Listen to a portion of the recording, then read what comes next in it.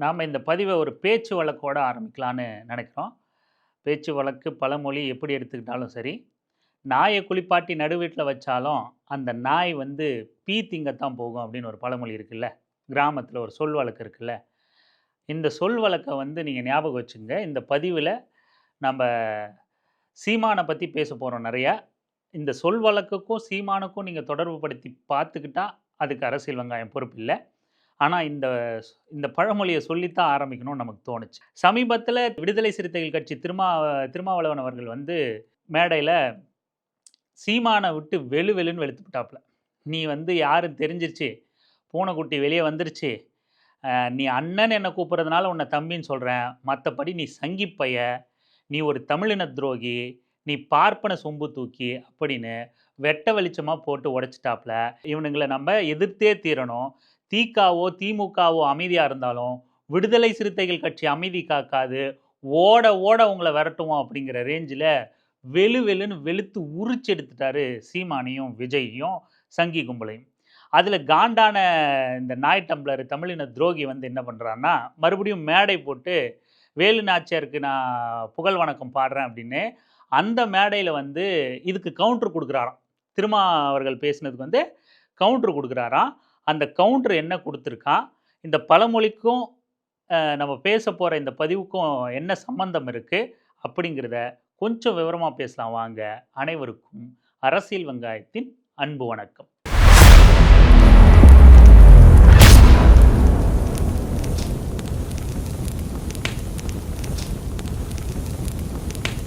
இந்த சீமான் வந்து அந்த மேடையில வந்து பேசியிருந்த சிவகங்கைன்னு நெனைக்கிறேன். வேலு நாச்சியார் குறித்தான மேடை. ஓரிரு நாட்கள் ஆயிடுச்சு அது பேசியும். பார்த்தா கிட்டத்தட்ட 1 மணி நேரம் 25 நிமிடம் வந்து அந்த லைவ் ஃபூட்டேஜ் மட்டும் இருந்துச்சு. நாமளும் வழக்கம் போல இந்த அளவு இவ்ளோ நேரம் இருக்காது அப்படின்னு தான் பார்த்தோம். ஆனா 1 மணி நேரம் 25 நிமிஷமும் சீமான் வந்து வெறிநாய் குலைக்கிற மாரி குலைச்சு வச்சிருந்தான். நாம்ப முந்தைய பதிவில விடுதலை சிறுத்தைகள் கட்சி தலைவர் திருமாவளவன் பேசினது கிட்டத்தட்ட 1 1/4 மணி நேரம் பேசியிருந்தாரு. அவ்வளோ நேரம் பேசியிருப்பாருன்னு எதிர்பார்க்கல. ஆனா, அத பார்த்து முடிச்ச பிறகு, கேட்டு முடிச்ச பிறகு, பல புத்தகங்கள படிச்ச மாதிரியான ஒரு ஒரு மன நிறைவும், அறிவு நிறைவும் நமக்கு கிடைச்சுச்சு. அவ்வளவு திருப்தியா இருந்துச்சு அந்த பேச்சு. அவ்வளவு தகவல் நிறைந்ததா இருந்துச்சு அந்த பேச்சு. அப்படின்னு சொல்லி போன பதிவில பதிவு போட்டு சொல்லியிருந்தோம். அதுக்கு நேர்மாறா இந்த பதிவில 1 மணி நேரம் 24 நிமிஷம், 25 நிமிஷம் இந்த தமிழின துரோகி பேசின அந்த பேச்சுன்னு சொல்ல முடியாது. அத கேட்கறதுக்கு வெறி நாய் வெறி புடிச்சிட்டு போய் குலைக்கிற மாதிரி குலைச்சு வச்சிருக்கான். அங்கங்க சொறி நாய் கத்துற மாதிரி கத்தி வச்சிருக்கான். இந்த தமிழின துரோகி, பார்ப்பன சொம்பு தூக்கி சீமான். நம்ம முதல்ல சொன்னோம்ல, அத கேட்டதுமே நமக்கு ஏன்டா இப்படி கத்தி தொலைற? காது வலிக்குதுடா, தலை வலிக்குதுடா. தலைவலி வந்தது தான் மிச்சம். வேற வழி இல்ல. இந்த துரோகி பெரியாருக்காக நம்ம பார்க்க வேண்டியதா இருக்கு. பெரியார் மீது தொடர்ந்து அவதூற கட்டமைச்சுக்கிட்டு இருக்கான். அதனால அவன் பேச்சிலிருந்து தான் நம்ம அவனுக்கு பதில் தரணும் அப்படிங்கிறதுனால, அந்த தலைவலிய நம்ப கிட்டத்தட்ட 1 1/2 மணி நேரம் தாக்கு பிடிச்சோம். வேற வழி இல்ல. இப்ப நம்ம முதல்ல அந்த பழமொழின்னு ஒண்ணு சொன்னோம்ல, நாய குடுப்பாட்டி நடு வீட்ல வச்சது அப்படின்னு. இந்த சீமானுங்கிற நபர அப்படிதான் இந்த தமிழ்நாட்ல திராவிட கருத்தியல், இல்ல பெரியாரியம் அப்படிங்கிற சிந்தனைங்கிற ஒரு தூய்மையான நீர்ல, ஒரு பகுத்தறிவு நீர்ல வந்து குளிப்பாட்டி தமிழ்நாடுங்கிற நடு வீட்ல வந்து உட்கார வச்சிருந்தோம். ஆனா கடந்த 15, 16 வருடங்களா நாம என்னதான் குளிப்பாட்டி நடு வீட்ல உட்கார வச்சாலும், அது பாப்பா வீட்டு கொல்லைக்கு தான் போகும் அப்படிங்கிறத இந்த தமிழின துரோகி தொடர்ந்து நிரூபிச்சுக்கிட்டே வரான். என்னப்பா பாப்பா வீட்டு கொல்லை அப்படின்னா, நான் அத பத்தி சொல்ல விரும்பல. டாய்லெட் வசதியெல்லாம் இல்லாத காலத்துல நம்ம கிராமப்புறங்கள்லாம் போனீங்கன்னா, கொல்லைக்கு போயிட்டு வரோம் அப்படின்னு சொல்லுவாங்கல்ல. அதத்தான் சொல்ல வரோம். பார்ப்பன வீட்டு கொல்லைக்கு போயிட்டு வர சீமான் வந்து, நம்ம என்ன குளிப்பாட்டி வச்சாலும், நான் அங்க போயிட்டு வந்தா தான் எனக்கு திருப்தியா இருக்கு அப்படின்னும்போது, நாம ஒண்ணும் பண்ண முடியாது. இருந்தாலும் நீ கொல்லைக்கு போயிட்டு வந்து வெறி புடிச்சு போய் கொலைச்சேன்னா, அதுக்கு நாங்க இயல்பாவே பதில் சொல்ல முடியும் அப்படிங்கிறதுக்கான பதிவு தான் இந்த பதிவு. உன்ன விட அதிகமா எங்களால உணர்ச்சி பொங்க பேச முடியும். உன்ன விட கத்தி கைய தட்டி முறுக்கி பேச முடியும். ஆனா, நாங்க இளைஞர்கள அரசியல் படுத்தணும்னு நெனைக்கிறோம். உணர்ச்சி வயப்படுத்தணும்னு நெனைக்கல. இதே கருத்தியலோட, எழுச்சியோட, இத விடவும் வேகமா, வீரியமா பேசினவர் தான் விடுதலை சிறுத்தைகள் கட்சி திருமா அவர்கள். இருந்தாலும் அது ஆரம்ப கட்ட பேச்சா வீரியம் நிறைந்ததா, விமர்சனம் நிறைந்ததா, சாதிய ஒடுக்குமுறைக்கு எதிரானதா தான் அந்த வீரியம் இருந்துச்சு அவரோட ஆரம்ப கால பேச்சு கூட. சாதிய ஒடுக்குமுறை. அந்த அடக்குமுறையையும் ரத்தத்தையும் வன்முறையையும் படுகொலையையும் சகிச்சுக்க முடியாம வீரியமும் தான் இருந்துச்சு அவரோட. வீரியம் மிக்க பேச்சு, வேகமான பேச்சு. இவன மாதிரி பாப்பா வீட்டு கொல்லைக்கு போயிட்டு வந்து பேசுற பேச்சா அது இல்ல. இங்க பேச்சாளர்களா இருக்கிற அத்தனை பேராலையும் வேகமாகவும் வீரியமாகவும் சத்தம் போட்டு பேச முடியும். ஆனா இளைஞர்களை அரசியல் படுத்தணும்னு நினைக்கிற நாம எல்லாம் அவங்கள நிதானமா அவங்க கருத்தை மெதுவா அவங்க காதுகள் வழியா கருத்துக்களை கொண்டு போய் சேர்க்கணும்னு நினைக்கிறோம். அவங்கள உணர்ச்சி தூண்டலின் வழியா ஒரு சித்தாந்தத்திற்கு பிறகு பின்புலமா இழுக்க முடியும் அப்படிங்கிறத நாங்க யாரும் நம்பல. அதன் பொருட்டு தான் என்னமோ சிலர் நம்பாட்களே கூட, என்னங்க இவன் அப்படி பேசுறான், இப்படி பேசுறான், நாமளே கூட நம்புற அளவுக்கு பேசிடுறான், அவன் பேசுறது ஏதோ பரவாயில்ல போல அப்படின்றாங்க. அவங்களோட மனநிலையும் நம்ம பரிசோதனை தான் செய்யணும்னு நினைக்கிறேன். ஒரு வெறிநாயை குலைக்கிறது எப்படி நம்ம வந்து அது பேச்சா நம்ம எடுத்துக்க முடியும்? ஒரு இயல்பான மனநிலையில பார்த்தோம் அப்படின்னா, நாம ஒரு உணர்ச்சி பெருக்க ஆகாம இயல்பா பார்த்தோம்னா, ஏன்டா கத்துற அப்படிங்கிற அந்த அந்த விஷயத்தை தாண்டி காது வலிக்குதுடா, தலை வலிக்குதுடா அப்படிங்கிறத தாண்டி சீமானோட வெறிநாய் கத்தல்ல வேற எதுவும் இருக்காது. இப்போ சீமானோட பேச்சுக்கு வருவோம். சீமான் என்ன பேசியிருக்காப்லன்னா, அந்த 1.5 மணி நேர பேச்சுல விஷயம் விஜில்ங்கிற அந்த ஆர்எஸ்எஸோட அமைப்பு நடத்தின அந்த மேடையில பாப்பா வீட்டு கடபாரையை தூக்கிட்டு போய் பாப்பா வீட்டு கொள்ளைக்கு போன விஷயத்த பாரதியாரை பத்தி பேசி அந்த விஷயம் பேசு பொருளாச்சுல, அதை பத்தி சின்னதா ஹிண்ட் எடுக்கிறாப்ல சீமான். ஏன்னா அதை பத்தி கடுமையான விமர்சனங்கள் வருது, எதிர்குரல்கள் வருது அப்படிங்கிறதுனால விசிக தலைவர் திருமா வரைக்கும் உன்னை பூனைக்குட்டி வெளியே வந்துருச்சு, நாங்கள் உன்னை ஓட ஓட விரட்டி அடிப்போம் ஜாக்கிரதை அப்படின்னு சொன்னதுனால அதை பற்றி இன்ட்டு எடுக்கிறான். இங்கே நான் தமிழ்நாட்டில் 10-15 வருஷமாக பூலித்தேவனை பற்றி பேசினேன், வேலு நாச்சியாரை பற்றி பேசினேன், முத்துராமலிங்க தேவரை பற்றி பேசினேன், காமராசரை பற்றி பேசினேன், கக்கனை பற்றி பேசினேன், அயோத்திதாச பண்டிதரை பற்றி பேசினேன், MC ராஜாவை பற்றி பேசினேன், மூக்கையா தேவரை பற்றி பேசினேன். ஒரு பையன் என்னை கண்டுக்கல, ஒரு பையன் என்னை கூப்பிட்டு வாழ்த்தல, ஒரு பையன் என்னை கூப்பிட்டு பாராட்டல. ஒரே ஒரு மேடை, விஜில் அமைப்பு நடத்தின மேடை, அந்த மேடையில் போய் நான் பாரதியாரை பற்றி பேசினேன். உலகம் ஃபுல்லாக இருந்து கூப்பிட்டு என்ன செமையாக பேசிட்டீங்க, நல்லா பேசிட்டீங்க, அப்படி பேசிட்டீங்க, இப்படி பேசிட்டீங்கன்னு பாராட்டி அறுத்து தள்ளுறாங்க. அந்த உணர்வு அவங்க கிட்ட தான் இருக்கு அப்படின்னு சொல்றான். எந்த உணர்வு? வரலாற்றை எடுத்து வருங்கால தலைமுறைக்கு சொன்ன ஒருத்தன் கூட பாராட்டல. ஆனால் பாரதியை பற்றி ஒரு விஜில்ங்கிற ஒரு அமைப்பில் போய் 1 மணி நேரம் பேசினேன். உலகம் பூரா எடுத்து பாராட்டான். பாரதியை நல்லா பேசிட்டீங்க, நல்லா பேசிட்டீங்க. ஏன் அவன் உணர்வு சாகாம இருக்கு, உனக்கு செத்து பொறுத்து 100 ஆண்டாய் போச்சு. எந்த உணர்வு எவங்க கிட்டடா இருக்கு? பாப்பாங்கிற உணர்வு பாப்பாங்கிட்ட இருக்கு. அவன் பாப்பாங்கிற உணர்வோட இருக்கிறதுனால தான் நம்மெல்லாம் தீண்டத்தகாதவர்களா பார்த்துக்கிட்டு இருக்கான். ஆனா அவன் ஜாதி உணர்வோட இருக்கிறத இவன் உட்காந்து பெருமையா பேசிக்கிட்டு இருக்கான். அந்த உணர்வு அவங்க கிட்ட இருக்கான், நம்ம கிட்ட எல்லாம் இல்லையா. கடந்த 100 வருடங்களா நம்ம கிட்ட அந்த உணர்வு மங்கி போக செஞ்சிட்டாங்க அப்படின்னு அவன் பெரியாரை திட்டுறதா நினைச்சுக்கிட்டு பெரியாருக்கு கிரெடிட் கொடுத்துக்கிட்டு இருக்கான், பெரியாரை பாராட்டிக்கிட்டு இருக்கான். அந்த வகையில நம்ம அதை வரவேற்கும். ஒரு பாப்பாங்கிட்ட ஜாதி வெறி இருக்கு, ஒரு பார்ப்பன பாரதியை பேசுனதுனால என்ன உலகம் ஃபுல்லா கூப்பிட்டு பாராட்டுறாங்க. நான் முத்துராமலிங்க தேவரை பேசினேன், முக்குளத்தோர் என்னை கூப்பிட்டு பாராட்டல, நான் அயோத்திதாச பண்டிதரை பேசினேன், தலித் மக்கள் என்னை கூப்பிட்டு பாராட்டல, நான் மற்ற தலைவர்களை பூலித்தேவனை பேசினேன், அந்த சாதிக்காரங்க பேசல, காமராசரை பேசினேன், நாடார்கள் கூப்பிட்டு எனக்கு பாராட்டு விழா நடத்தல. ஆனா பார்ப்பன பாரதியை பேசினேன், பார்ப்பனர்கள் அத்தனை பேரும் உலகம் ஃபுல்லா இருந்து என்ன பாராட்டுறான்னா ஜாதி வெறிக்காக பேசுறான். ஜாதியா நம்மளை உடைச்சி ஜாதி அடையாளப்படுத்தணும் அப்படிங்கிறதுக்காக பேசியிருக்கான் அப்படிங்கிறத இவனோட பேச்சுல இருந்து நம்ம புரிஞ்சுக்கலாம். இவன் தொடர்ந்து நான் MC ராஜாவை பேசுறேன், அயோத்திதாச பண்டித பேசுறேங்கிறதெல்லாம் சமூக நீதிக்காக பேசல, சாதி ஒழிப்புக்காக பேசல, அந்தந்த சாதியை திருப்திப்படுத்த பேசுறேன், அந்தந்த சாதியை திருப்திப்படுத்துறதுக்காக மட்டும்தான் பேசிட்டு இருந்த இத்தனை நாளும் அப்படிங்கிறது அவனோட வெளிப்படையான வாக்கு மூலமா தான் நம்ம இந்த பேச்சை பார்க்க வேண்டியதா இருக்கு. அதோட இந்த 100 வருடமா இந்த உணர்வை நமக்கு மழுங்கடிச்சிட்டாங்க திராவிடர்கள்னா, அப்படி மழுங்கடிச்ச உணர்வா இருக்கும்போது அதுக்கு நாங்க பெருமை தாண்டா கொள்றோம், நாங்க பெருமை கொள்றோம், ஓப்பனா அறிவிக்கிறோம், நாங்க பெருமை கொள்றோம். இங்க இந்தியா முழுக்க சாதி பேரை பின்னாடி போட்டுக்கிட்டு சுத்துறப்ப இங்க மட்டுமே பேருக்கு பின்னாடி சாதி போட முடியாதுங்கிற சூழலை அதை அவமானமாகவும் அசிங்கமாகவும் கருதக்கூடிய மனநிலையை ஒரு மனுஷன் ஏற்படுத்தியிருக்காரு அப்படின்னா அதை நாங்க பெருமையா தான் கருதுவோம். சாதிக்காக சாதியில் உள்ள தலைவர்களை கொண்டு வந்து பெருமை பேசி அதன் மூலமா வாக்கரசியல் லாபமோ அந்த மக்கள் கிட்ட செல்வாக்கு அடையலான்னு எச்ச புத்தியோட பாப்பா வீட்டு கொள்ளைக்கு போயிட்டு வந்து உன்ன மாதிரியான ஆட்கள் பேசும்போது அதை அங்கீகரிக்காத மனநிலையில இந்த மக்கள் இருக்காங்க இல்லையா, அது இந்த 100 வருடத்துல நிகழ்ந்திருக்கு அப்படின்னா அதுக்கு நாங்க பெருமை கொள்றோம்டா. பார்ப்பன வீட்டு கொள்ளைக்கு போயிட்டு வந்தவனே அப்படின்னு நாம சீமானுக்கு நினைவு ஊட்ட கடவுப்பட்டுறோம். அதை பெருமையா நாங்க கிளைம் பண்ணிக்கிறோம். அதோட இவன் சொல்றான் 3 சாதி சேர்ந்தாப்புல ஒருத்தருக்கு மாலை போட்டு, இல்ல அவருக்கு ஏதாவது மணிமண்டபம் கட்டி, இல்ல அவரை ஏத்துக்கிட்டோம்னு சொல்லி வாக்கு வாங்கிட்டு போயிடுறான். இனி நம்ம 3 சாதிக்கும் சேர்த்து ஒரு தலைவரை வச்சுக்க கூடாது. முத்துராமலிங்க தேவரை வச்சுக்க கூடாது. இனி நீ கள்ளருக்கு ஒரு தலைவரை தேடு. இல்லைன்னா நீ ஜாதி சங்கத்திலேருந்து ஒரு தலைவர் மாதிரி உன்னை அடையாளப்படுத்திக்கிட்டு நீ தியாகி மாதிரி உன்னையே அறிவிச்சுக்கோ. நம்ம ஜாதி வரி பேசலாம். மறவர்லேருந்து ஒரு தலைவரை எடுத்து நம்ம சாதி வரி பேசலாம். இன்னொரு சாதி முக்குளத்தோர்னு 3 கள்ளர், மறவர், தேவர் என்னென்னமோ இருக்குல்ல. அதுலேயும் உட்பிரிவுகள்லாம் இருக்குல்ல. அப்படி அந்த உட்பிரிவுகள்ல இருந்தெல்லாம் ஒவ்வொருத்தரை நம்ம எடுப்போம். ஒவ்வொரு சாதிக்கு ஒரு தலைவர்னு பேசுவோம். நீங்க 3 சாதியும் தேவருங்கிற அடையாளத்தோடு கூட சேரக்கூடாதுங்கிறத மறைமுகமா இல்ல, ரொம்ப வெளிப்படையாவே சொல்ல வரான். இந்த பாப்பா வீட்டு கொள்ளைக்கு போயிட்டு வந்த தமிழின துரோகி எச்சப்பய சீமான். எல்லா இடங்களிலும் அண்ணல் அம்பேத்கருக்கு திருவுருவ சிலை வைத்து நாம் போற்றுகிறோம்.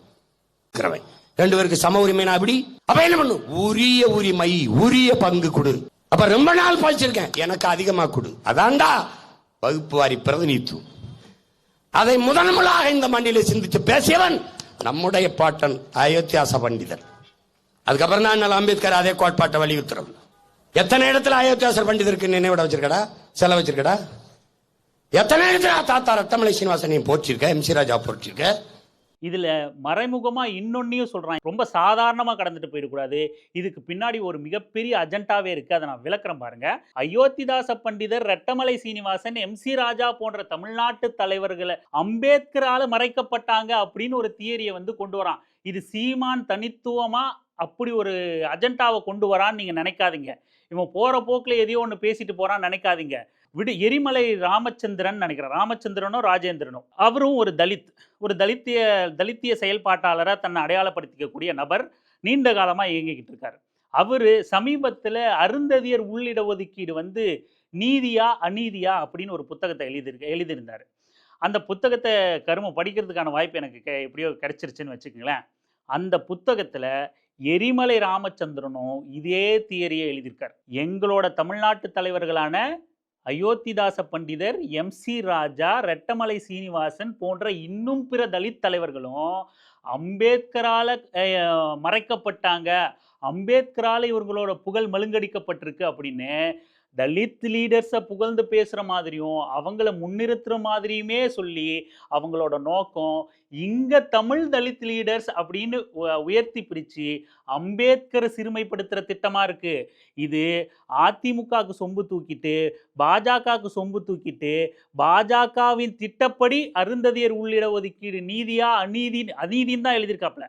அநீதின்னு புத்தகம் எழுதின எரிமலை ராமச்சந்திரனுக்கும் இன்னைக்கு ஏன் அயோத்திதாச பண்டிதருக்கு, என் தாத்தா அயோத்திதாச பண்டிதருக்கு சிலை இல்லை, எம் சி ராஜாக்கு சிலை இல்லை, ரெட்டமலை சீனிவாசனுக்கு சிலை இல்லை, அம்பேத்கருக்கு நாங்கள் ஊர் ஃபுல்லாக சிலை வச்சிருக்கணும், திருட்டு வேலை பார்க்குறான், பாப்பா வீட்டு கொள்ளைக்கு போய் தின்னுட்டு வந்த இந்த தமிழின துரோகி அம்பேத்கரை சிறுமைப்படுத்துறது, அம்பேத்கரின் மூலமாக ஒன்றிணையக்கூடாதுங்கிற செயல் திட்டம் இந்த திருட்டு கும்பல் மறைமுக அஜெண்டாவா இல்லை வெளிப்படையான அஜெண்டாவாவே செயல்படுத்திட்டு இருக்காங்க. அது அங்கே புத்தகமாகவும் வெளியிட்டுக்கிட்டு இருக்கான். ஒரு பக்கம் இந்துத்துவ அம்பேத்கர்னு அவர் நம்பாலு இந்து அப்படின்னு சொல்லிட்டு இந்துத்துவத்தை ஏற்றுக்கிட்டவர்னு புத்தகம் எழுதுறான். இன்னொரு பக்கம் இடஒதுக்கீடு கருத்தியல்ல சொல்ற மாதிரியே இங்க தமிழ் தலித் லீடர்ஸ்களை உயர்த்தி பிடிக்கிற மாதிரி அம்பேத்கரை சிறுமைப்படுத்தியும் அம்பேத்கரோட புகழை மழுங்கடிக்கிற மாதிரியும் புத்தகத்தின் வழியில செய்யறான். இன்னொரு பக்கம் இந்த மாதிரி கூலிக்கு பாப்பா விட்டு கொள்ளைக்கு போயிட்டு பேச வாடகை வாயை வச்சுக்கிட்டு இருக்கிற சீமான் மாதிரியான தற்குறி கும்பலை வச்சுக்கிட்டும் இங்க தலித் லீடர், இங்க இருக்கிற தலித் லீடருக்கு முக்கியத்துவம் கொடுக்கப்படல அப்படின்னு அம்பேத்கரை சிறுமைப்படுத்த பார்க்கறான். எச்சரிக்கையா இருங்க. சத்தமா பேசுறான், கையை முறுக்கி பேசுறான், கத்தி பேசுறான், தண்ணி அடிச்சுட்டு பேசுறான், பாப்பா கொள்ளைக்கு போயிட்டு பேசுறான் அப்படிங்கிறதுக்காகலாம் இந்த எச்சப்பொறிக்கு பேசுறது நியாயம் ஆயிடாது. இவனை பேசும்போது நாம வார்த்தைகளை அளந்து எல்லாம் பேச முடியாது. இவனை வார்த்தைகளை அளந்து பேசாததுனால உங்களுக்கு யாருக்காவது மனசு புண்படுது அப்படின்னா அப்பேற்பட்ட மானங்கட்ட மனசு உங்களுக்கு புண்பட்டுட்டு போட்டோம். அதை பற்றி நமக்கு கவலை கிடையாது. இங்கே ஒருத்தன் அம்பேத்கரை சிறுமைப்படுத்துவான், இங்கே ஒருத்தன் சாதி அரசியலை கூர்மைப்படுத்துவான், இங்கே ஒருத்தன் பெரியாரை சிறுமைப்படுத்துவான், நாம் இங்கே சாதி பேருக்கு பின்னாடி தவிர்த்திருக்கிறத தவறுன்னு சொல்லுவான். பார்ப்பனிய பாரதியை தூக்கி பிடிப்பான், பார்ப்பனைய கட்டப்பாருன்னு பார்ப்பனிய சித்தாந்தத்தை நம்மளெல்லாம் தீட்டு பார்த்து, தீண்டாமை பார்த்து, தமிழ் மொழியில பேசிட்டேன் அப்படின்னு தீட்டாயிடுச்சு குளிக்கணும்னு சொன்ன சங்கராச்சாரிகளோட அரசியலை தூக்கி பிடிச்சிக்கிட்டு நம்ம கிட்ட வந்து இவன் கத்தி பேசிக்கிட்டு இருப்பான், இவனுக்கு நாம மரியாதை கொடுக்கணும் அப்படின்னா அப்பேற்பட்ட மரியாதையை நம்மளால கொடுக்க முடியாது. இவன் பாப்பா விட்டு கொள்ளையில தின்னுட்டு வந்து பேசுறவன் தான் தமிழின துரோகி தான் அப்படிங்கிறத நம்ம திரும்ப திரும்ப சொல்றோம். இவனை நம்ம ஒருபோதும் மரியாதையை அழைக்க முடியாது. ஏன்னா அறியாமையில பிழைப்புவாதத்துக்காக, அறியாமையின் பிழைப்புவாதத்துக்காக பண்றதை நம்ம மன்னிக்கலாம். இவன் எல்லாம் எல்லா அரசியலும் தெரிஞ்சு இன துரோகம் பண்ணிக்கிட்டு இருக்கிற ஒரு எச்சப்பொருள். அதனால இவனை நம்மளால ஒருபோதும் மன்னிக்க முடியாது, ஒருபோதும் மரியாதையாகவும் அழைக்க முடியாது. இதன் மூலமா இவனோட சூழ்ச்சியை புரிஞ்சுக்குங்க. ஒரு புறம் வந்து முக்குளத்தோர்கிட்ட போயிட்டு 3 சாதிக்கும் சேர்த்து ஒரு தலைவரை காட்டி நம்மளை ஏமாத்துறான். அதனால ஒவ்வொரு சாதிக்கும், ஒவ்வொரு உட்பிரிவு சாதிக்கும் நாம ஒரு தலைவரை வச்சு ஜாதி அரசியல் பேசலாம், ஜாதியை கூர்மைப்படுத்துறான். இன்னொரு பக்கம் நீங்க தலித்துகளா ஒன்றிணைஞ்சிராதீங்க, அம்பேத்கர் முகத்தோட ஒன்றிணைஞ்சிராதீங்க. இங்க நமக்கு தமிழ்நாட்டில் தலித் லீடர்ஸ் இருந்தாங்க, அம்பேத்கரை காட்டி நமக்கு தமிழ்நாட்டு தலித் லீடர்ஸை வந்து மழுங்கடிச்சிட்டாங்க, மறைக்கப்பட்டுருச்சு, வரலாறு மூடி மறைக்கப்பட்டுருச்சு அப்படின்னு தலித்துகளுக்குள்ள இனவெறியையும் சாதி வெறியையும் நீ வந்து இனவெறியா பிரி, அம்பேத்கரை ஒடுக்கப்பட்ட அடையாளத்தோட அம்பேத்கரை உன் தலைவராக ஏத்துக்காத அப்படிங்கிற அரசியலை ரொம்ப கூர்மையா நுணுக்கமா முன்னெடுக்கிறான். அந்த இளைஞர்களை ஏமாத்த பார்க்குறான். ரொம்ப யதார்த்தமான பார்வையில பார்த்தா எல்லாம் சரின்னு தோணும். கொஞ்சம் நின்று நிதானித்து யோசிச்சா இவன் எவ்வளோ பெரிய பாப்பாங்கொள்ளைக்கு விலை போன நபர் அப்படிங்கிறத புரிஞ்சுக்குங்க. அதுக்கப்புறம் இதோட சேர்ந்த மாதிரியே இந்த தமிழின துரோகி என்ன சொல்றான் அப்படின்னா, விசிகா லீடருக்கு பதில் கொடுக்குறாராம். பாரதிய பேசுனதுனால அது இந்து தேசியம் பேசுறேன்னு நீங்க சொல்றீங்க, அப்போ வந்து அயோத்திதாச பண்டிதரையோ எம்சி ராஜாவையோ பேசினா அது பறையர் தேசமா? பறையர் தேசம் பேசுறதுக்காக நான் பேசுறேன்னா, கச்சத்தீவை மீட்டு தரணும், மீனவர்களுக்கு பாதுகாப்பு தரணும், அவங்களோட வாழ்வாதாரம் பாதிக்கப்படக்கூடாதுன்னு பேசினா அது வந்து மீனவர் தேசமா? நக்கல் பண்றாராம், நக்கல் மயிர் பண்றானா. பாரதிய பாடிட்டா பிராமணிய தேசம் வந்துருது. அப்ப அயோத்திதாசர் ரத்தமலை சீனிவாசன் என் பாட்டன் தாத்தா எம்சி ராஜாவை பேசும்போது பறையர் தேசியம் வந்துருதா? இருக்குதா? பஞ்சமர் நிலத்தை மீட்போம் என்று போராடுகிறோமே, இது பறையர் தேசியம் வந்துருதா? தேவேந்திரகுல வேளாளர் என் சொந்தங்களை பட்டியலிருந்து தூக்குறா என்று போராடினால் இது தேவேந்திர தேசியம் வந்துருதா? அதாவது லாஜிக்கலா கேள்வி கேட்கிறாராம். அண்ணன் திருமா வந்து பெரிய அரசியல் புரிதல் இல்லாம பாரதிய பாடினதுனால தான் இவன் இந்தி தேசியம் பேசுறான்னு சொல்லிட்டாரு. அதனால இவர் லாஜிக்கா பதில் மயிர் புடுங்குறாராம். இவர் இந்த நக்கல் மயிரெல்லாம் நீ போய் பாப்பா வீட்டு கொள்ளையில வச்சுக்க, எங்க கிட்ட வச்சுக்காத, தமிழ்நாட்டில் வச்சுக்காத, தமிழர்கள் கிட்ட வச்சுக்காத. தமிழ் மண் முற்போக்கு மண், தமிழ் மண் பெரியார் மன்றா பாப்பாங்கொள்ளைக்கு போயிட்டு வரவனே, தமிழ் மண் பெரியார் மண், தமிழ் மண் பகுத்தறிவு மண். நீ பாரதிய பேசுனதுனால இங்க வந்து யாரும் இந்து தேசியம் சொல்லல, நீ பார்ப்பன அரசியல் பார்ப்பன கட்டப்பாரன் பேசுன இல்லையா, அதனால நீ இந்து தேசியம் பேசுற, பாஜகவோட அரசியல் பேசுற, இந்துத்துவ அரசியல் பேசுற, பார்ப்பன அரசியல் பேசுறோம் அப்படிங்கிறோம். நீ பாரதிக்கு, அதாவது பாரதியை எந்த விதத்துல எந்த கருத்துல தூக்கி பிடிச்சு பேசுற? பாரதி என்ன தமிழுக்காக வாழ்ந்தவனா? பாரதியோட கவிதை தொகுப்புகளை நியூ செஞ்சுரி அப்படிங்கிற பதிப்பகம் மொத்தமா வரலாற்று காலம் ரீதியா தொகுத்து வழங்கினதுல கிட்டத்தட்ட 700 பக்கங்கள் கவிதைகள் மட்டும். அந்த 700 பக்கத்துல வெறும் 11 பக்கம் மட்டும்தான் தமிழை பத்தி எழுதியிருக்கான். உன் பார்ப்பன பாட்டன் தோல்ல அண்ணா கயிறு போட்ட பாட்டன் என்ன பண்ணியிருக்கான்? வெறும் 11 பக்கம் தான். 11 பக்க பாரதி தான் அவன். அப்படி 11 பக்கம் எழுதுனது கூட அவன் தன்னெழுச்சியா உணர்வெழுச்சியா தமிழுக்காக எழுதல, அதுலேயும் சமஸ்கிருதத்தை தான் உயர்த்தி எழுதியிருக்கான். அதுலேயும் 100 ரூபாய் பரிசு காசுக்காக தான் தமிழை பற்றி எழுதியிருக்கான ஒழிய அவன் உணர்வோட எந்த இடத்துலையும் தமிழுக்காக தன் கவிதையை எழுதலை. காசுக்காக கவிதை எழுதி கொடுத்துட்டு இருந்த ஒரு நபர் தான் உன் பார்ப்பன பாட்டன், தோல் அண்ணா கயிறு போட்டிருந்த பாட்டன். வேற ஒன்றும் கிடையாது.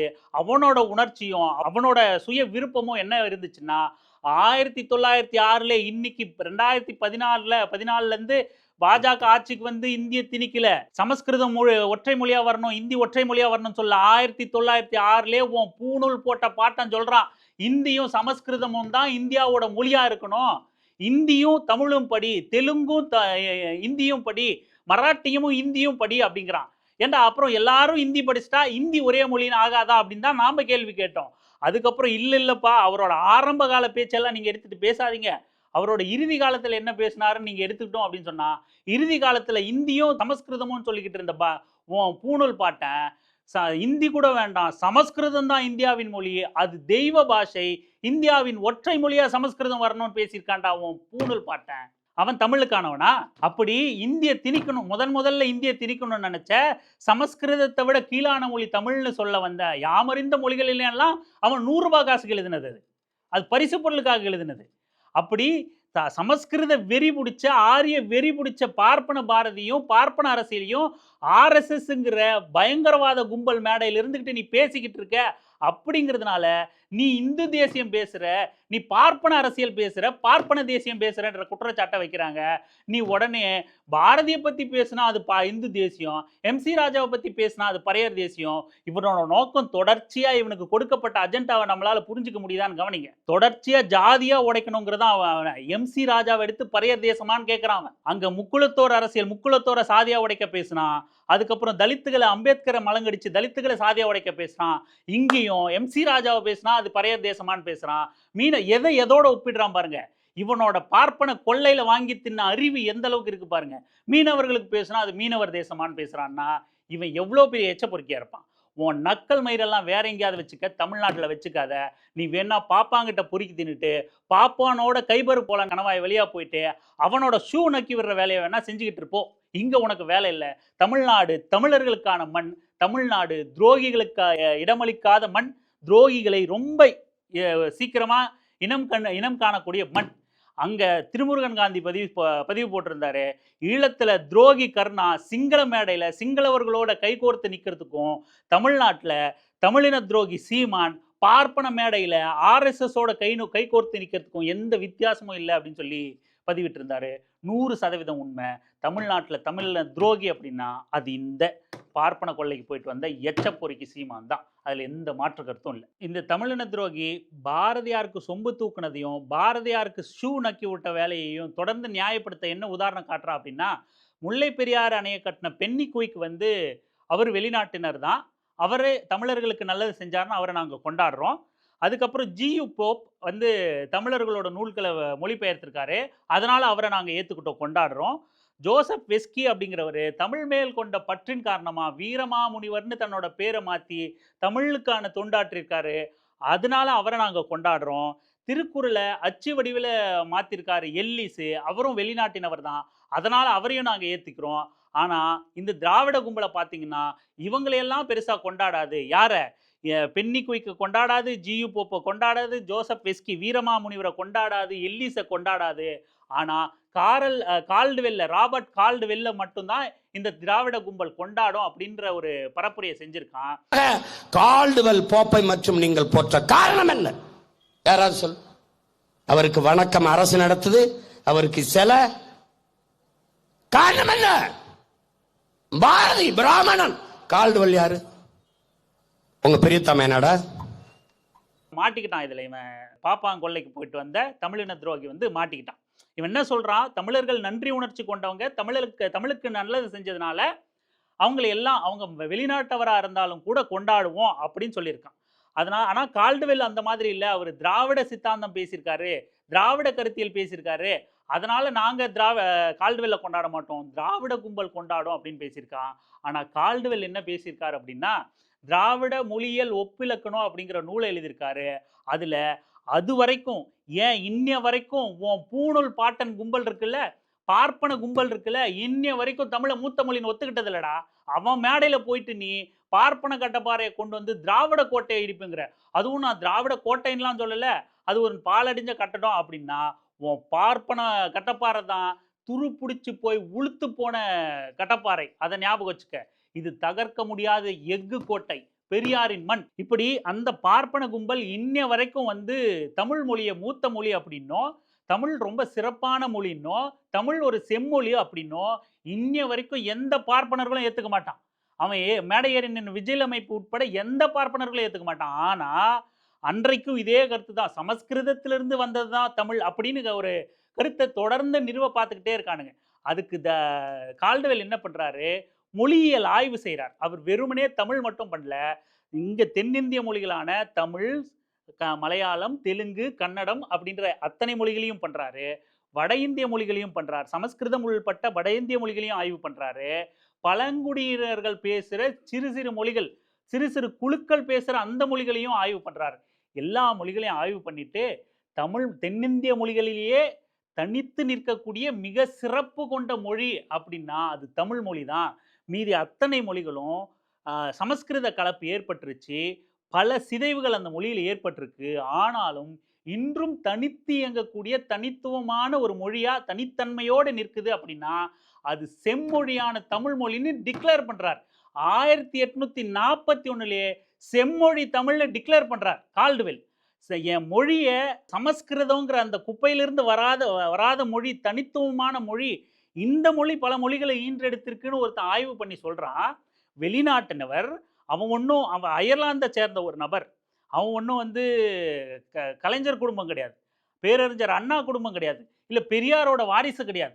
அயர்லாந்தை சேர்ந்த ராபர்ட் கால்டுவெல்லுங்கிற நபர் வந்து திராவிட மொழியியல் ஒப்பிலக்கணம்னு ஒரு நூலை எழுதி ஆய்வு பண்ணி அத்தனை இந்திய மொழிகளை ஆய்வு பண்ணி, என் தமிழ் மொழி சிறப்பானது, தமிழ் மொழி செம்மொழி, தமிழ் மொழி தனித்து இயங்கக்கூடியதுன்னு சொன்னா அதை மட்டும் நான் ஏற்றுக்க மாட்டேன். என் ஆன்ற மொழிகளினுள்ளே ஆரியத்திற்கு நிகரென்று வாழ்ந்தேன் அப்படின்னு சொன்ன பார்ப்பன பூணூல் உன் பாட்டனான பாரதியோட வார்த்தையை மட்டும் ஏத்துக்குவேன்னு சொல்ற. அவனே ஆரியத்தை தூக்கி பிடிச்சவன், ஆன்ற மொழிகளிலுள்ளே ஆரியத்திற்கு நிகரில்லைன்னு பேசினவன். ஆனா அவன் உனக்கு இனிக்குது. கால்டுவெல் வெளிநாட்டிலேருந்து வந்து ஏன் மொழி தமிழ் மொழியை ஆய்வின் மூலமா மூத்த மொழி, தனித்துவமான மொழி, தனித்து இயங்கக்கூடிய மொழி, செம்மொழியின் நிறுவனா உனக்கு வலிக்குதாடா? பாப்பாங்கிட்ட கொள்ளையில தின்னுட்டு வந்து பேசுற நீ, உனக்கு வலிக்குதா தமிழ் மொழி வந்து சிறப்பான மொழின்னு சொல்லும் போது? இதே கருத்தை அண்ணல் அம்பேத்கர், வரலாற்று ஆய்வறிஞரான அம்பேத்கரும் சொல்லியிருக்காரு. திராவிடம் தமிழ் அப்படிங்கிறது இரு சொல் கொண்ட ஒரு பொருள் கொண்ட இரு சொற்கள் தான். இந்தியா முழுமைக்கும் வாழ்ந்த இனம் திராவிடர்கள். அது வந்து ரேஸ். திராவிடம்ங்கிறது ரேஸ். அது வந்து ஒரு இனம். இப்ப நானும் திராவிடன் தான், ஆந்திராவில் இருக்கிறவனும் திராவிடன் தான். கருப்பர்கள், நாமெல்லாம் கருப்பர்கள். பார்ப்பனர்கள் உட்பட்டவர்கள் அத்தனை பேரும் கருப்பன் தான். இங்க இருக்கிற பாப்பான் அமெரிக்காவுக்கு போனா அவன் முன்னாடி அவனும் கருப்பன் தான். அவன் பாப்பானை கூட வெள்ளையனா ஏத்துக்க மாட்டான். மிஞ்சி போனா ப்ரௌன்னு சொல்லுவான். அங்க பிளாக்கு, ஒயிட்டு, ப்ரௌனு தான். அதுவும் ப்ரௌனுங்கிறது இங்கிருந்து போன நபர்கள் தான். அது போலதான் நிறத்தால, இனத்தால இங்க கிட்டத்தட்ட தென்னிந்தியா முழுமைக்கும், அதுவும் அண்ணல் அம்பேத்கரோட ஆய்வுப்படி, அவரோட வரலாற்று ஆய்வுப்படி இந்தியா முழுமைக்கும் வாழ்ந்த இனம் நாகர்களுங்கிற இனம். இதை நம்ம தொடர்ச்சியா பதிவு பண்ணிக்கிட்டே வரும். அந்த நாகர்கள்ங்கிற இனம் பேசிய மொழி தமிழ் மொழி. இந்த நாடை எந்த மக்களும் சொந்தம் கொண்டாட உரிமை இல்லை. ஒருவேளை சொந்தம் கொண்டாடணும்னா தமிழர்கள் தான் சொந்தம் கொண்டாடணும்னு கால்டுவெல்லோட அதே ஆய்வை இவர் தனித்துவமா ஆய்வு பண்ணி அண்ணல் அம்பேத்கரும் நிறுவுறார். உனக்கு அம்பேத்கரை கொண்டாடக்கூடாது, உனக்கு கால்டுவெல்ல கொண்டாடக்கூடாது, நீ உன் பூணூல் பாட்டனை கொண்டாடணும். நாங்கெல்லாம் ஏண்டா பூணூல் பாட்டனை கொண்டாடணும்? யாமறிந்த மொழிகளிலே ஆன்ற மொழிகளினுள்ளே ஆரியத்திற்கு நிகரென இல்லை, நிகரென வாழ்ந்தான் அப்படின்னு உன் பூணூல் பாட்டன் ஆரிய வெறி பேசினதை நாங்க கொண்டாடிட்டு இருக்கணுமா? நாம பாரதியோட ஆரிய வெறியை ரொம்ப டீட்டெயிலா வேற ஒரு ஏற்கனவே பேசியிருக்கோம். அதனோட பதிவு லிங்கையும் கூட இதனோட இறுதியிலையோ கார்ட்லையோ கொடுக்குறோம். போய் இன்னும் பாரதியோட ஆரிய வெறி முகத்தை, பார்ப்பன ஜாதி வெறி முகத்தை தெரிஞ்சுக்கணும்னா அந்த பதிவில் பாருங்க. ஆதாரங்களோட உங்களுக்கு அந்த தரவுகளை கொடுத்துருக்கோம். இவ்வளோ ஏன் நீ வயிறு வளர்த்துக்கிட்டு இருக்கியே, ஒரு இனத்தோட இனப்படுகொலை பிணத்தின் மீது பொறுக்கி தின்னுக்கிட்டு இருக்கியே, அந்த புலிகளே நாங்கள்லாம் திராவிடர்கள்னு சொன்ன வீடியோ ஆதாரம் முதல் கொண்டு இன்னை வரைக்கும் இருக்கேடா. அவ்வளவு இருந்தும் நீ இப்படி பொய் பேசிக்கிட்டு பொறுக்கி தின்னுக்கிட்டு இருக்க. அதையும் ஒரு கூட்டம், ஒரு முட்டாள் கூட்டம், மூடர் கூட்டம் கை தட்டிக்கிட்டு இருக்கு அப்படின்னா அந்த கூட்டத்தை நினைச்சுதான் நம்ம பரிதாபப்பட வேண்டியதா இருக்கு. அதோட கூட தூய ரத்தம் கொண்டவன் மட்டும் என் பின்னாடி வா அப்படின்னு ஒரு வார்த்தையை சொல்றான் இந்த இன துரோகி. தூய ரத்தம் கொண்டவன். அதுக்கு முன்னாடி தான் பென்னி குயிக்கா இருக்கட்டும், இவர் ஜியு போப்பா இருக்கட்டும், எல்லிசா இருக்கட்டும், வீரமா முனிவரா இருக்கட்டும், இவங்களுக்கெல்லாம் நன்றி கடன் பட்டவங்க தமிழர்கள் அப்படின்னு பேசுறேன். ஜியு போப் வெளிநாட்டினர் தன்னோட சொத்துக்களை வித்து, தன் மனைவியோட நகை நட்டையெல்லாம் வித்து அணை கட்டினாருன்னு நீயே பேசுற. இப்படி வெளிநாட்டினரோட பல பங்களிப்புகள் இங்க தமிழர்கள் வந்து இன்றைய வரைக்கும் பயன்பெற்றுக்கிட்டு இருக்காங்க. ஒன்ன மாதிரி தூய ரத்தம் பேசியிருந்தா பென்னி குயிக்கு ஏன்டா அங்க அணை கட்டணும்? செத்தா செத்துட்டு போறான். நம்மளோட தூய ரத்தம் இல்லைல்ல, இவன் வெள்ளைக்காரன் இல்லைல்ல, இவன் கருப்பன் தானே, இவன் செத்துட்டு போறான். ஒன்றும் இல்லாத பாமர மக்கள் தானே, செத்துட்டு போறான். தண்ணி இல்லாமல், பஞ்சம் இல்லாமல், உணவு இல்லாமல் செத்துட்டு போறான். இவனுக்கு எதுக்கு நம்ம சொத்தை விற்று அணை கட்டணும் அப்படின்னு நம்ம தூய ரத்தத்துக்கு வாங்கப்பா. நம்ம தூய ரத்தத்துக்கு ஏதாவது நான் போய் வெளிநாட்டில் அணை கட்டுறேன், இல்லை நான் இங்கேயும் இவனுங்களை கொள்ளையடிச்சு இந்த வளங்களை எடுத்துகிட்டு போய் நான் சொத்து சேர்த்துக்கிறேன் அப்படின்னு ஒன்ன மாதிரி தூய ரத்த இனவெறி பேசியிருந்தா பென்னி குயிக்கோட அணை இங்க இருந்திருக்க மாடா. நீயே சொல்ற ஜியு போப்ப, நீயே சொல்ற எல்லிஸ, நீயே சொல்ற வீரமாமுனிவர, இத்தனை பேரை நீயே சொல்லிட்டு உடனே அடுத்த ரீல்லையே பல்ட் அடிக்கிற. தூய ரத்தம் மட்டும் எனக்கு வாக்களிங்கடா, ஏன் பின்னாடி வாங்கடா, அப்புறம் நான் புடுங்கி தள்ளிடுறேன்டா, அரிசி கப்பல்ல உங்களை கூட்டு போய் கடல்ல தள்ளி விட்டுறேன்டா அப்படின்னு கதை அளக்குறேன். எவன் காதுல பூ சுத்துற நீ? தன்னுடைய குடும்பத்தில் தனக்கு உரிய சொத்தை பிரித்து வித்து அந்த காசை எடுத்துக்கிட்டு வந்து அணைய கட்டுறான். படித்து வந்த ஜியு போப் திருவாசகத்தை மொழிபெயர்த்தான், தேவாரத்தை எல்லாம் மொழிபெயர்த்தான். அவனை வெள்ளைக்காரன் என்று புறந்தல்லட்டா. ஜெர்மனியில் இருந்து மதம் பரப்ப வந்த ஜோசப் பெஸ்கி தமிழின் மேல இருக்க பற்றின் காரணமாக வீரமா முனிவன் என்று தன் பெயரை மாற்றிக்கொண்டு தேம்பாவணி என்ற நூலை எழுதி தந்த அந்த பெருந்தகையை ஜெர்மானியன் என்று புறந்தல்லட்டா. விடுகிற எவனுக்கு தூய தமிழ் குருதி ஓடுதோ அவன் வாடா, என்னோட போடா, எவனோட போடா. போற போக்குல ஜாதி வெறியை எவ்வளவு அழகா பேசுவான் தெரியுங்களா இவன், இந்த தமிழின துரோகி. அதாவது எப்படி ஜாதி ஆணவ படுகொலைகளை அதை தடுக்க நான் முயற்சி பண்ண மாட்டேன், போராட்டம் பண்ண மாட்டேன், அதை எதிர்த்து பிரச்சாரம் பண்ண மாட்டேன், பொறுக்கி தின்னுக்கிட்டு இருப்பேன் ஜாதி பேசியே. அதுக்கு பதிலாக ஜாதி வெறி கொலையை குடிப்பெருமை கொலைன்னு மட்டும் பேரை மாற்றிட்டு நான் சொல்லிக்கிட்டு திரிவேன் அப்படின்னு சொன்னானோ இந்த பார்ப்பன வீட்டு கொள்ளைக்கு போயிட்டு வந்தவன் தமிழின துரோகி. அதே போல என்ன சொல்றான் இந்த மேடையில, நான் நிறுத்துற மறவர், நான் நிறுத்துற தேவேந்திரர், பிரபாகரன் மகன் நிறுத்துற நாடார், பிரபாகரன் மகன் நிறுத்துற கோணர், பிரபாகரன் மகன் நிறுத்துற முத்திரையர், பிரபாகரன் மகன் நிறுத்துற மீனவர். இதுல எந்த மீனவனை நீ தேர்வு செய்ய போற? இல்ல எந்த கோணாரை, எந்த நாடாரை, எந்த மறவரை, எந்த தேவேந்திரர் கூட நீ நிக்க? அதாவது நானும் ஜாதி பார்த்து தான் வேட்பாளரை நிப்பாட்டுவேன், நானும் ஜாதி வெறியன் தான், இருந்தாலும் நான் பிரபாகரன் பேரை வச்சுக்கிட்டு இருக்கிறதுனால எனக்கு அந்த சலுகைகள் கொடுத்து நீங்க ஓகே ஓகே பிரபாகரன் பேரை வச்சுக்கிட்டு ஜாதி வெறி பேசுறான் அதனால இவனுக்கு ஓட்டு போடலாம்னு நினைச்சு ஓட்டு போடுங்க அப்படின்னு. அதாவது இவனோட ஆரம்ப கட்டத்தை பார்த்தீங்கன்னா ஜாதி பார்த்து போடுற ஓட்டு எனக்கு தீட்டு அப்படின்னு பேசினான். அதுக்கப்புறம் என்ன பேசினான், அவனே பத்திரிகையாளர் சந்திப்பில் ஆமாம் ஜாதி பார்த்து தான் நிற்க வைக்க முடியும், எங்கள் ஜாதியாக தானே இருக்குது, ஜாதி பார்த்து தான் நாங்களும் நிற்க வைக்கிறோம் அப்படின்னு ஒத்துட்டான். ஏன்னா எல்லா தேர்தலையும் ஜாதி எங்கே எந்த ஜாதி பெரும்பான்மையாக இருக்கோ அந்த சாதியிலேருந்து தான் வேட்பாளரை போடுவான். அப்போது எல்லா கட்சியும் சாதி பார்த்து வேட்பாளரை நிற்க வைக்கிற மாதிரி தான் இவனை நிற்க வைப்பான். அது வேறு வழி இல்லாமல் ஒரு ப்ரெஸ் மீட்டில் பத்திரிகையாளர் சந்திப்பில் ஒத்துக்கிட்டான். இப்போ நான் நிற்க வைக்கிற ஜாதி வெறியனுக்கு ஓட்டு போடுறியா இல்லை மற்ற கட்சிகள் நிற்க வைக்கிற அதே ஜாதிய வேட்பாளர்களுக்கு ஓட்டு போடுறியா அப்படின்னு உருட்டிக்கிட்டு இருக்கான். இதில் வேற பெரியாரை சொல்லி இங்கே ஓட்டு வாங்கிட முடியுமா? நாங்கள் இங்கே ஓட்டு வாங்கிடுவோம், ஜாதி வெறியை சொல்லி ஓட்டு வாங்கிடுவோம். ஏண்டா ஈரோடு கிழக்கு இடைத்தேர்தலில் அதிமுக போட்டியிடல, பிரதான கட்சிகள் எதுவுமே போட்டி இல்லை, திமுக மட்டும்தான் களத்தில் இருக்கு. ரெண்டாவதா இந்த இந்த பாப்பா வீட்டு கொள்ளைக்கு போயிட்டு வந்த இனத்ரோகி சீமானுங்கிறவன் தான் களத்தில் நிற்கிறான். அவனோட வேட்பாளர் தான் களத்தில் நிற்கிறாங்க. 2 போட்டி தான் இன்னைக்கு விஜய் கத்திக்கிட்டு இருக்கானே, 2 பேருக்கு தான் போட்டி அப்படிங்கிற மாதிரி திமுகக்கும் நாம் தமிழர் கட்சிக்கும் மட்டும்தான் போட்டியா ஈரோடு கிழக்கு இடைத்தேர்தல் அத்தனைக்கும். அந்த இடைத்தேர்தலையே நீ பெரியாரை சொல்லி ஓட்டு கேளு பாரு ஓட்டு விழாதுன்னு சொன்ன. நாங்கள் வந்தோம், மே 17 இயக்கம் வந்துச்சு, களத்தில் இறங்கி வேலை செஞ்சோம், பெரியார் பாடலை போட்டே பிரச்சாரம் பண்ணோம், பெரியார் பேரை சொல்லியே பெரியாரை இழிவுபடுத்துறான் இந்த பொறுக்கி தமிழின துரோகி, பாப்பா வீட்டு கொள்ளையில தின்னுட்டு வந்தவன், பாப்பாங்கிட்டு வாங்கி குடிச்சிட்டு வந்தவன், அவன் பெரியாரை இழிவுபடுத்தி இந்த ஈரோட்டில் ஜெயிச்சு காட்டுறான் பாருன்னு சவால் விட்டு வந்திருக்கான். இவனுக்கு நீங்க யாருன்னு காட்டுங்கன்னு தான் நாங்கள் பிரச்சாரம் பண்ணோம், இவனுக்கு பதிலடி கொடுங்கன்னு தான் பிரச்சாரம் பண்ணோம். டெபாசிட் கூட வாங்க துப்பு இல்லாமல் 2 பேர் போட்டி போட்டதில்ல, இடைத்தேர்தலில் டெபாசிட் கூட வாங்க துப்பு இல்லாத வெளியே வந்த நீ இங்கே பெரியாரை சொல்லி ஓட்டு கேட்க முடியுமான்னு கேட்குறியா? பார்ப்போமா, திரும்ப எங்களால் இறங்கி வேலை செய்ய முடியாதா? இதே பெரியார் பேரை சொல்லி உன்னை அத்தனை இடத்துலையும் டெபாசிட் என்ன நோட்டா கூட போட்டி போட வைக்க முடியாதா எங்களால்? உன்னோட நிலைமை இந்த 2026 தேர்தலில் டவுசர் கிழிஞ்சு போய் நீ நேரடியாக ஆர்எஸ்எஸ் கும்பலில் கட்சியை சரத்குமார் 2 மணிக்கு கேட்டு பாஜக கூட இணைச்ச மாதிரி, இந்த தமிழன்றிருவி மணியன் எடுத்துகிட்டு போய் ஜிகே வாசன் கூட இணைச்ச மாதிரி நீ எடுத்துகிட்டு போய் ஆர்எஸ்எஸ் கும்பலோட உன் கட்சியை இணைக்கத்தான் போகிறேன். அங்கே போய் நிரந்தரமான எனக்கு வருமானம் கொடுத்துருங்க, கட்சியை உங்ககிட்ட கொடுத்துட்டு நான் பொறுக்கி தின்னுக்கிட்டு இருக்கேன் அப்படின்னு நீ சொல்லத்தான் போகிற. அந்த நிலைமைக்கு உன்னை கொண்டு வருவோம் பெரியாரின் பேரை சொல்லியே. இந்த இனத்ரோகி என்ன பண்ணுவான் அப்படின்னா, இந்த சதுரங்க வேட்டை படத்தில் வருது இல்லை, உண்மை நம்ம பொய் பேசும்போது அதில் உண்மையும் கலந்துருக்கணும், அப்போ தான் அது பொய்ன்னு வெளியே தெரியாது அப்படின்னு சொல்லுவான். அந்த மாதிரி அவங்களோட பல்ஸ் தெரிஞ்சுக்கிட்டு அப்படியே பேசி ஊரை ஏமாற்றிட்டு சுற்றிக்கிட்டு இருக்கிறது, ஏதாவது பேசி அடித்து கையை தட்டினா. அதுவும் இல்லாமல் அந்த மேடையில் பார்த்தீங்கன்னா நல்லா போண்டாமணி மாதிரி முன்னாடி நிறைய சொட்டை விழுந்துருச்சு போல், முடியை இழுத்து போட்டு கவர் பண்ணி போண்டாமணி மாதிரி நின்றுட்டு கத்திக்கிட்டு இருந்தான். அதில் என்ன பேசினான்னா, ஜல்லிக்கட்டு வளாகம் எதுக்கு எங்களுக்கு? நாங்க கேட்டோமா, ஜல்லிக்கட்டு போட்டி நாங்க நடத்திக்கிறோம்.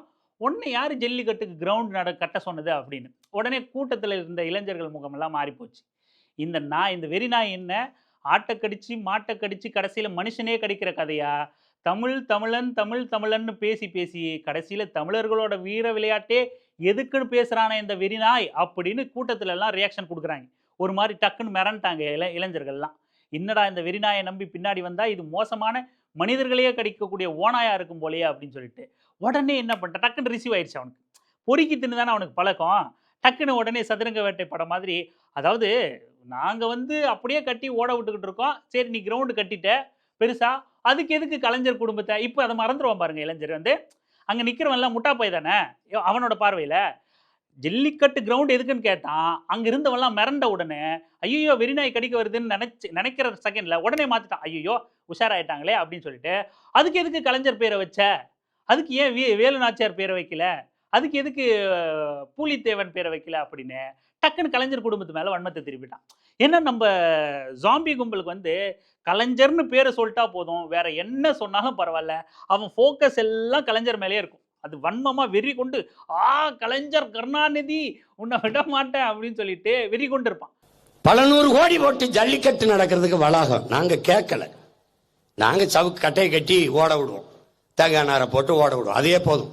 அதுக்கு அனுமதி தான் கேட்டோம். அங்கே பல 100 கோடியை போட்டு ஜல்லிக்கட்டு வளாகம் கட்டுறீங்க. ஜல்லிக்கட்டுக்கு ஐயா கருணாநிதிக்கு என்ன சம்பந்தம்? இல்ல மாடுபிடி வீரரா? இல்ல மாடை பிடிச்சி குத்து வாங்கினாரா கொம்புல? இல்ல என்னன்னு சொல்லு, என்னன்னு சொல்லு. அவனோட பேச்சு ஆரம்பத்திலிருந்து பார்த்தா எப்படி சாதியா உடைக்க முயற்சி பண்றான், எப்படி அம்பேத்கரை டைலூட் பண்ண, அம்பேத்கரை மூடி மறைக்க, அம்பேத்கரை மழுங்கடிக்க முயற்சி பண்றான், தலித்துகளை சாதியா உடைக்க முயற்சி பண்றான், தமிழர்களோட அடையாளத்தை தமிழன் அப்படிங்கிற உணர்வை கெடுக்க பார்ப்பன கண்டபாறையை தூக்கிட்டு வரான். தமிழனோட வீர விளையாட்டு ஜல்லிக்கட்டு புரட்சி, மெரினா புரட்சி நிகழ்ந்த அந்த விஷயத்தையே எனக்கு எதுக்கு ஜல்லிக்கட்டு கிரவுண்டு கட்டுற அப்படின்னு பேசுற அளவுக்கு இந்த வெறிநாய் வந்திருக்கான். அப்படின்னா தமிழர்களே இளைஞர்களே விழிப்போட இருங்க. இந்த வெறிநாய் ஆட்டை கடிக்கும் மாட்டை கடிக்கும் அப்படின்னு நம்ம அசால்ட்டா இருந்தோம்னா இந்த வெறிநாய் மனுஷனையே கடிக்கும். தமிழ் தமிழ்னு பேசுறான்னு ஏமாறாதீங்க. இந்த வெறிநாய் தமிழுங்கிற உணர்வை கெடுக்கிறதுக்காக தான் களத்தில் இறக்கி விடப்பட்டவன். தமிழர்களுக்குள்ள இருக்கிற முற்போக்கு சிந்தனையும் புரட்சி குணத்தையும் அவனுக்கான அரசியல் தெளிவையும் மழுங்கடிக்க களத்தில் இறக்க விடப்பட்டவன் தான் இந்த வெறிநாய் அப்படிங்கிறத நினைவில் கொள்ளுங்க. இந்த வெறிநாய் மனிதரை கடிக்கும், தமிழை கடிக்கும், தமிழரை கடிக்கும். எச்சரிக்கையா இருங்க. இறுதியா ஒரு வரலாற்று விஷயத்தை பதிவு பண்ணி முடிச்சிடணும்னு நான் நினைக்கிறேன். நான் நிறைய இடத்துல இதை பேசணும்னு நினைச்சோம், அது தவறிக்கிட்டே இருக்கும். மறுபடியும் நான் சொல்ல வரேன். சீமானுங்கிற இனத்துரோகி பென்னி குயிக்க பேசுறான், ஜியு போப்பை பேசுறான், எல்லிஸை பேசுகிறான், வீரமாமுனிவரை பேசுகிறான், வெளிநாட்டவர்கள் எல்லாரையும் நாங்கள் ஏற்றுக்கிறோன்னு பேசுகிறான். ஆனால் கால்டுவெல்லை ஏற்றுக்க மாட்டேங்கிறான். ஏன்னா கால்டுவெல் பாப்பானுக்கு பிடிக்காது, கால்டுவெல் எச்ராஜாவுக்கு பிடிக்காது. அதே போல் இந்த இனத்துரோகி வெளிநாட்டினவரையே ஏற்றுக்கிறோம், நன்றி உணர்ச்சியோடு நாங்கள் இருப்போம் அப்படின்னு சொல்கிற இந்த இனத்துரோகி தெலுங்கர்களை விரோதியாக காட்டுறான். நல்லா நினைவு வச்சுங்க. 2009 2013 காலகட்டத்தில் இனப்படுகொலை தமிழர்கள் இதுவரைக்கும் தங்களோட வரலாற்றிலே சந்திக்காத பெருந்துயரை சந்திச்சிட்டோம். இனப்படுகொலை நடந்துருச்சு. அதை இனப்படுகொலை அப்படின்னு உலக நாடுகள் அங்கீகரிக்க மாட்டேங்குது அப்படின்னு உலகம் ஃபுல்லா பேரவலம் தமிழர்கள் கிட்ட நிகழ்ந்துகிட்டு இருக்கு. இந்தியா முழுமைக்கும் தமிழர்களுக்கு இழைக்கப்பட்ட அநீதி கொண்டு செல்லணும் அப்படிங்கிற முயற்சி எடுக்கப்பட்டுக்கிட்டு இருக்கு. ஐயா வைகோ அவர்கள் அனைத்து மாநிலங்கள்லையும் போய் சந்திச்சு அனைத்து கட்சி தலைவர்களையும் சந்திக்க முயற்சி பண்றாரு. மம்தா பானர்ஜியை சந்திக்க போறாரு, காஷ்மீர் தலைவர்களை சந்திக்க போறாரு, பஞ்சாப்ல அகாலிதள் தலைவர்களை சந்திக்க போறாரு. எல்லார்கிட்டையும் போயிட்டு இனப்படுகொலை தொடர்பான கொடுமைகள் சம்பந்தப்பட்ட சீடியை கொடுக்குறாரு, காணொலி காட்சிகளை கொடுக்குறாரு. அவங்களுக்கு அங்கே நடந்த இனப்படுகொலை தொடர்பான உண்மையை புரிய வைக்கிறாரு. இது மாதிரியான முயற்சி ஐயா வைகோ அவர்களால் முன்னெடுக்கப்படுது. அந்த சமகாலத்தில் 2009 to 2013 இந்திய ஒன்றியம் டெல்லி ஆதிக்கம் என்ன பண்ணுது, தமிழர்கள் கிட்ட இந்த இன எழுச்சி இருக்கக்கூடாது, இந்தியா முழுமைக்கும் இந்த இனப்படுகொலைக்கு எதிரான ஆதரவை திரட்டிடக்கூடாது அப்படின்னு தமிழ்நாட்டில் தமிழர் உரிமை சார்ந்து வாழ்வியல் சார்ந்து பல பிரச்சனைகளை தான் மீத்தேன் ஈத்தேன் ஸ்டெர்லைட் போன்ற பல பிரச்சனைகளை ஏவி விடுது. நாம் இங்கே இனப்படுகொலைக்காகவும் அங்கே நீதி கேட்டு இந்தியா முழுக்க சுற்றுற மாதிரியான நிலைமையும் தமிழர்களோட வாழ்வுரிமை சம்பந்தமான உரிமைக்காகவும் தொடர்ந்து சமகாலத்தில் போராட வேண்டியது இருந்துச்சு. அது தவிர்த்து 7 தமிழர் படுகொலையையும் தீவிரப்படுத்துச்சு காங்கிரஸ் அரசு. அதுல முக்கிய பங்கு வகிச்ச நபர் வந்து இவன் சொல்ற அதே தூய தமிழர், பச்சை தமிழர் சிதம்பரம். சிதம்பரம் வந்து அந்த வேலையை முன்னெடுக்கிறார். இதற்கிடையில மே 17 இயக்கமும் டெல்லி, மும்பை, கொல்கத்தா, கர்நாடகா இப்படின்னு பல இடங்கள்ல வந்து ஈழத்தமிழர்களுக்கு ஆதரவான கூட்டங்கள, நிகழ்வுகள முன்னெடுத்து அதில கலந்துக்கிட்டு ஆதரவ திரட்டுற வேலையில இருக்காங்க. நல்லா ஞாபகம் வச்சுங்க. 2009ல கட்சி ஆரம்பிச்சு பொறுக்கி தின்னுகிட்டு இருக்கான் ஒருத்தன். அதே 2009ல மே 17 இயக்கம் ஆரம்பிச்சு அந்த இன விடுதலைக்கான அந்த இனத்துக்கு நிகழ்ந்தது படுகொலை தான் அப்படின்னு அதுக்கான நியாயத்தை, அதுக்கான ஆதரவை திரட்டுற வேலையில மே 17 இருக்கு. ஐயா வைகோ இருக்காரு. இன்னும் பல பெரியாரிஸ்டுகள், இயக்கவாதிகள்லாம் ஒருங்கிணைஞ்சு செயல்பட்டுக்கிட்டு இருக்காங்க. அந்த நேரத்துல இந்த தமிழின துரோகி பாப்பாவோட கொல்லப்புறத்துல போயிட்டு வயிறு முட்டை தின்னுட்டு வந்து என்ன பண்றான் அப்படின்னா, ஐநா மன்றத்துல நிறைவேற்றப்பட்ட தீர்மானம், அதாவது புலிகள் மீது விசாரணை நடத்தணும் அப்படின்ற தீர்மானத்தை ஆதரிச்சு ஊர்வலம் போறான் இந்த இன துரோகி. ஆனா இங்க வந்து நான் பிரபாகரனின் ஆட்சியை கொண்டு வருவோம்னு பேசிக்கிட்டு இருக்கேன். ஆனா ஐநாவோட தீர்மானத்தை ஆதரிச்சு அவங்க குற்றவாளி விசாரிக்கணும் அந்த தீர்மானத்தை ஆதரிச்சு ஊர்வலம் போறான். அதே நேரத்துல இவங்க எல்லாம் இந்தியா முழுமைக்கும் அனைத்து தேசிய இனங்களோட ஆதரவு நமக்கு வேணும். ஒரு தேசிய இனம், அதுக்கான விடுதலை, அதுக்கான சுய நிர்ணயம், அதனோட இனப்படுகொலை அங்கீகாரத்தை பேசணும் அப்படின்னா அது உலகம் முழுக்க ஒரு செய்தியை கொண்டு போகணும். இப்போ பாலஸ்தீனம் கொண்டு போன மாதிரி. ஆனா இங்க தமிழ்நாட்டில இருந்து இந்தியா முழுக்க இந்த குரலை, இந்த வலியை கொண்டு போய் அனைத்து தலைவர்கள்கிட்டையும் கட்சிகள்கிட்டையும் சேர்க்கணுங்கிற முயற்சியை இயக்கவாதிகளும் ஐயா வைகோ போன்றவர்களும் மே 17 இயக்கமும் பெரியாரிஸ்டுகளும் முன்னெடுக்கும் போது இவன் தமிழ் தெலுங்கருங்கிற அரசியல் முன்னெடுத்திருக்கான். தெலுங்கர்கள் நமக்கு விரோதி அப்படின்னு முன்னெடுத்திருக்கான். ஒரு இனத்தின் சுய நிர்ணயத்தை பேசக்கூடிய எவனாவது இன்னொரு இனத்தை, அண்டை மாநிலத்தை எதிரியா சித்தரிப்பானா? ஒருவேளை வரலாற்றுல கசப்பான சம்பவங்கள் இருந்தாலும் கூட அந்த நேரத்துல இது தேவைப்படுமா? இந்த அரசியலை எவனாவது முன்னெடுப்பானா? ஆனா இந்த எச்ச பொறுக்கி, இந்த தமிழின துரோகி இப்படி தமிழர்களுக்கு எதிரான, ஈழ மக்களுக்கு எதிரான நடவடிக்கையில தொடர்ந்து ஈடுபட்டான். இவன் தெலுங்கு விரோதின்னு சொல்றான் இல்லையா? அதே ஆந்திராவுல அதே தெலுங்கரான பேராசிரியர் சாய்பாபா, கவிஞர் வரவர ராவ் இந்த மாதிரியான நபர்கள் வந்து ரொம்ப தீவிர ஈழ ஆதரவு, அந்த இனப்படுகொலைக்கு எதிரான மனநிலையும் கொண்டிருந்தாங்க. அவங்களுக்கு எதிரான ஒடுக்குமுறைகளையும் சிதம்பரம் வந்து கட்டவிழ்த்து விடுறாரு. அவங்கள வந்து தேச விரோதிகளா சித்தரிச்சு அவங்கள சிறையில் அடைச்சு முடக்கிற வேலையை பண்றாரு. இதே நேரத்துல இவன் தெலுங்கர்கள் இன விரோதிகள், அதாவது தமிழர் விரோதிகள் அப்படிங்கிற அரசியலை முன்னெடுக்கிறான். இவனுக்கு கொடுக்கப்பட்ட செயல் திட்டமே இதுதான். புலிகள் மீது 5 வருஷத்துக்கு ஒரு முறை தடை நீட்டிப்பு குறித்தான விசாரணை நடக்கும்போது அப்ப வந்து ஆமாண்டா நாங்க தான் சுட்டோம் கொன்னோம் ராஜீவ்காந்தின்னு பேசுவோம். அது ஒரு வலு சேர்க்கிற கருத்தா வந்து மறுபடியும் புலிகள் மீது தடையை நீட்டிப்பாங்க. இந்த பொறுக்கி தின்ற வேலையைத்தான் இவன் தொடர்ச்சியா செஞ்சுக்கிட்டு இருக்கு. தெலுங்கர்கள் விரோதிங்கிறான். ஆனா தெலுங்கரான பேராசிரியர் சாய்பாபா தான் சிதம்பரத்தால ஈழ ஆதரவு காரணங்களால தேச விரோத சட்டங்களை பாய்ச்சப்பட்டு ஒடுக்கப்பட்டார். அதே போலதான் கவிஞர் வரவர ராவ். இப்படியான நமக்கு ஒரு இன விடுதலையை நீ பேசணும் அப்படின்னா, சுய நிர்ணயத்தை பேசணும் அப்படின்னா, அது பரவலான மக்கள் கிட்ட நம்மளோட வலிகள் கடத்தப்படணும். ஆனா இந்த பொறுக்கி என்ன பண்ணா அப்படின்னா, நமக்குள்ள இனப்பிளவை ஏற்படுத்தும். ஒருவேளை இல்லப்பா நாயக்கர் காலம் பத்தி உனக்கு தெரியுமா? அதை போய் படிச்சுட்டு வாடா, அப்படிடா இப்படிடா அப்படின்னு எவனாவது சீமானோட குஞ்சுகள் வந்து பேசிக்கிட்டு இருந்தீங்க, ரசிக குஞ்சுகள் அப்படின்னா, ஒருவேளை நாயக்கர் கால ஆட்சி வந்து தமிழர்களுக்கு பேரழிவை கொடுத்துச்சு, சீரழிவை கொடுத்துச்சு, ஆபத்தான ஆட்சியா இருந்துச்சுன்னு கூட வச்சுப்போமே. அந்த நாயக்கர் ஆட்சியை ஒன்னு காரணம் கட்டி நீ தெலுங்கரை விரோதியா சித்தரிப்புன்னா, அதே போல பேராசிரியர் சாய்பாபாவை காரணம் கட்டி ஏன் தெலுங்கர்களை நட்பா நீ முன்னெடுக்க கூடாது? நீ நாயக்கர் ஆட்சியை காரணம் காட்டி தெலுங்கர்களை விரோதியா சித்தரிக்கிறதன் மூலமா, இன்னைக்கு சித்தரிக்கிறதன் மூலமா எந்த நன்மையும் ஏற்பட போறதில்லை. அதே பேராசிரியர் சாய்பாபாவையோ கவிஞர் வரவர ராவையோ நீ உதாரணம் காட்டி ஒற்றுமையை பேசும்போது, நம்ம வழிகளை, நம்ம இனப்படுகொலை அவங்க கிட்ட பகிரும்போது, அது பரவலான போராட்டமாகவும் முழக்கமாகவும் கடத்தப்படும் போது இன மக்களுக்கான சுயநிர்ணய உரிமை பேசப்படுமா இல்லையா? அதுக்கான தீர்வு கிடைக்குமா இல்லையா? எதை முன்னெடுத்திருக்கணும் இந்த எச்சப்பொறுக்கி, ஆனா இவன் எதை செஞ்சான் அப்படிங்கிறத நம்ம கவனத்தில் கொள்ளணும். ஆக இவன் பேசுற தெலுங்கு வெறுப்பு, தெலுங்கு விரோதம் அப்படிங்கிறது வந்து முழுக்க முழுக்க பார்ப்பனர்களுக்கு ஆதரவான செயல்தானே தவிர, தமிழர்களுக்கு எதிரான செயல்தானே தவிர, அதனால துளியூண்டு நன்மை கூட தமிழர்களுக்கோ ஈழ மக்களுக்கோ வாய்த்ததும் கிடையாது, வாய்க்க போவதும் கிடையாது. இந்த செய்திகள்ல இருந்தே உங்களுக்கு திறந்த மனநிலையோட கேட்டிருந்தீங்க அப்படின்னா, நீங்க சீமான் ஆதரவாளராக இருந்தா கூட அவன் ஈழத்தமிழர்களுக்கானவன் இல்லை, தமிழர்களுக்கானவன் இல்லை அப்படிங்கிற உண்மை புரிஞ்சிருக்கும். அந்த வெறிநாயோட பாதிப்பிலிருந்து நீங்கள் வெளியே வர உதவியாக இருந்திருக்கும். தமிழர்கள் பின்பற்ற வேண்டியது முற்போக்கான அரசியல், பகுத்தறிவு அரசியல், இந்த மாதிரியான பாழடைந்த அரசியல் கிடையாது. இல்லை சீமானோட பூணூல் பாட்டனை கிடையாது. நாம் நமக்கான அரசியலில் தெளிவு பெறணும். சீமான் அப்படியான எந்த அரசியல் முன்னெடுப்புகளையும் இதுவரை எடுத்தது கிடையாது. எந்த தலைவர்களையும் இதுவரை முன்னிறுத்தியது கிடையாது. ஏன் பெரியாரை விட்டுட்டு ஏன் தமிழரசனை பேசலை, ஏன் கலியபெருமாளை பேசலை, ஏன் பெருஞ்சித்திரனாரை பேசலை, இவங்க பேரையெல்லாம் எங்கேயாவது இவன் சொல்லிட்டான் அப்படிங்கிறதுனால பேசுனதில்லை. அவங்க என்ன அரசியல் பேசியிருக்காங்கன்னு ஏன் எடுத்து பேசலை. தமிழரசன் பெரியாரோட முரண்பட்டிருக்காரு, கலியபெருமாள் பெரியாரோட முரண்பட்டிருக்காரு. அவங்க முரண்பட்ட புள்ளிங்கிறது வேற. அந்த பார்வையிலிருந்து கூட ஏன் நீ தமிழ் தேசியம் பேசலை? நீ முதலமைச்சர் ஆவறத தமிழ் தேசியம் அப்படின்னு இந்த மக்களை, இளைஞர்களை ஏமாத்திட்டு இருக்கன்னா இவன் அயோக்கியன். அதையும் தாண்டி தமிழின துரோகி அப்படிங்கிறத இவன் நினைவில் கொள்ளுங்க.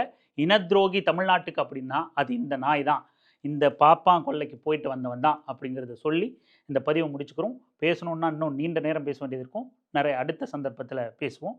நன்றி.